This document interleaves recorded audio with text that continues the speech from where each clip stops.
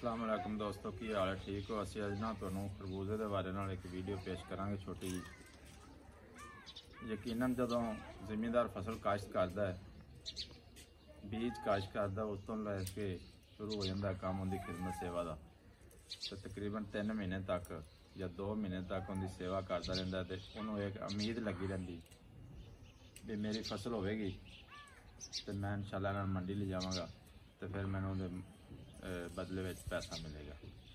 अज वो दिन आ गए ने तो असी खरबूजे जी ना ये भराई हो रही, पर कल इन तोड़िया, अज इनकी भराई हो रही तो बड़ी खुशी हो रही माशाल्लाह।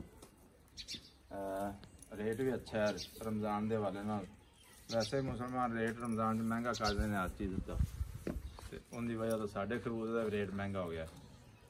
तुम देख रहे हो भराई हो रही माशाल्लाह। जरा तोड़ा असी भरना पे ये 1900 का 1800 का तोड़ा विकता पाया, 2500 तक पहले विकता रहा, लेकिन उन्हें तो थोड़ा रेट घट गया। पता नहीं खरबूजा ज़्यादा आने लग पाया उनकी वजह तो। ये माशाल्लाह मिठा भी बड़ा है।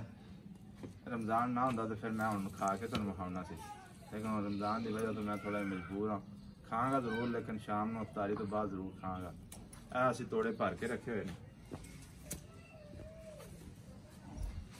नज़र आ रहे हैं। ये अस अज लाहौर मंडी लैके जाने ने, बड़ी खुशी फील करने पे माशाल्लाह। क्यों जी काका भैन? हाँ जी, की हाल है? ठीक है। ते अज माशाल्लाह साडी फसल आ गई ते कितनी खुशी महसूस करते पे? काफ़ी। हाँ काफ़ी। इहदा नाम की है खरबूजे दा अपने दा? हाईब्रिड नाज़रीना हनी क्वीन हाईब्रिड इहदा नाम है। ते ना तो हनी क्वीन है ते है भी हनी है। जो तुम इन्हू खाओगे ना, इन्हू कट के खाओगे तो इंशाल्लाह तुहाडे ना बुल जोड़ देगा, लब जोड़ देगा, जिन्होंने तुम समझते हैं। मिश्री तो मिठा ते शहद तो भी मिठा, बहुत ही जबरदस्त किस्म का खरबूजा है। ये असी मशहूरी इसलिए करने पे आपके खरबूजे की कि मंडी के ना थोड़ा रेट ज्यादा हो जाएगा। काका भैन कोई मिठे मुठे ना, यानी मिठे मिठे मराद ज्यादा जो पक्के होना, वो कोई मेरी अफ्तारी वास्ते याद जरूर रख। मिठा है ये अफ्तारी तो पहले भी इन्हू खाने की इजाजत है कि नहीं?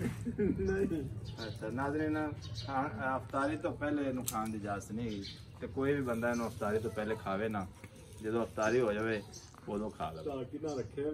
हाँ जी, क्यों फिर रमज़ाना का एहतराम तो होंदा है ना हर बंदे नूं। ते बहुत बहुत शुक्रिया, बड़ी मेहरबानी।